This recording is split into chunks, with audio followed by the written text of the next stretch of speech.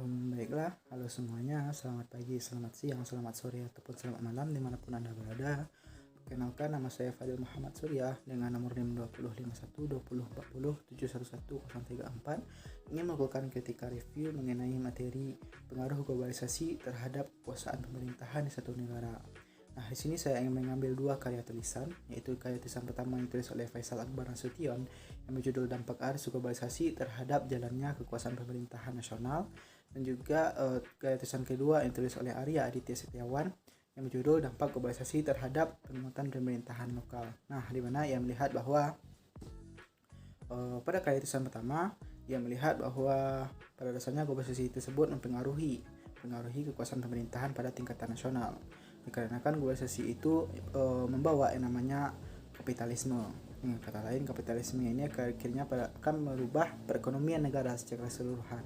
Dan ia mengambil contoh yaitu pergantian rezim dari zaman Soeharto pada tahun 98 menjadi rezim demokrasi pada saat sekarang, di mana ia melihat hal tersebut sebagai salah satu bukti positif adanya globalisasi membawa demokratisasi di dunia. Nah, sedangkan karya tulisan kedua lebih kepada pengaruh globalisasi terhadap pemerintahan daerah, di mana ia melihat bahwa pemerintahan daerah akhirnya terkekang oleh adanya globalisasi ini, di mana pada dasarnya globalisasi ini berakar dari daerah, di mana banyak sekali eksploitasi perdagangan liar yang terjadi pada tingkatan daerah, yang tentu saja hal tersebut akan mempengaruhi jalannya pemerintahan di daerah. Dan juga ia melihat bahwa globalisasi ini mempengaruhi dan juga menghalangi pemerintah untuk menyelesaikan hal tersebut. Nah, dari kedua sumber bacaan ini kita bisa melihat adanya dua perbedaan sudut pandang, di mana yang pertama ia melihat bahwa globalisasi itu lebih mempengaruhi kepada tingkatan nasional, sedangkan yang satu lagi melihat kepada tingkatan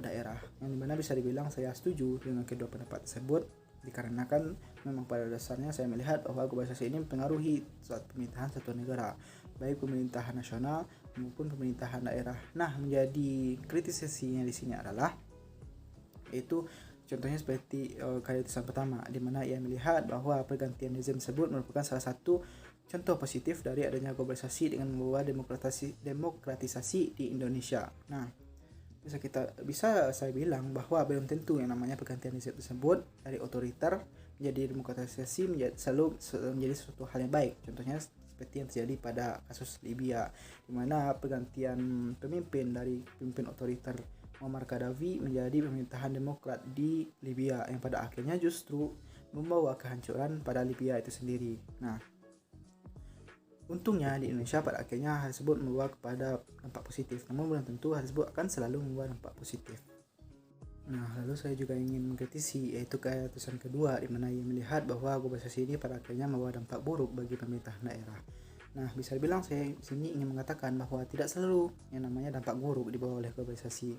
Saja yang menjadi pada dampak positif, seperti adanya hubungan sister city antara Kota Bandung dan juga Kota Seoul. Dengan kata lain, pemerintahan daerah bisa melakukan hubungan antar internasional yang tentu saja hal tersebut tidak selalu membawa hal yang negatif, justru lebih kepada membawa hal positif. Dengan kata lain, bisa dibilang globalisasi memang mempengaruhi kekuasaan pemerintahan di suatu negara. Namun, apabila dipertanyakan apakah positif atau negatif, hal tersebut pada dasarnya tergantung kepada bagaimana sudut pandang kita. Kita tidak bisa mencap sesuatu sebagai positif ataupun negatif dikarenakan banyak perspektif untuk melihat hal tersebut. Nah,